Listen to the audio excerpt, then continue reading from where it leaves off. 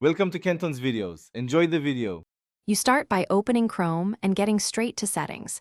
This is where Homepage options live.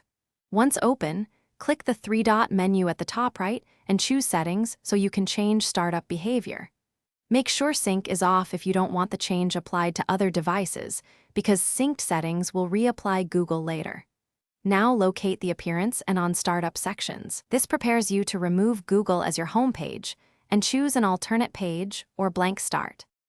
Once in the On Startup section, choose Open a specific page or set of pages to control what loads. Remove any entries that point to Google by clicking the three dots next to each listed page and selecting Remove. Then, add your preferred homepage URL or select Open the new tab page if you want a neutral start. Use the full URL with HTTPS to avoid errors. After adding, confirm by restarting Chrome to verify the new page loads instead of Google. You must also change the default search engine so the Omnibox won't use Google.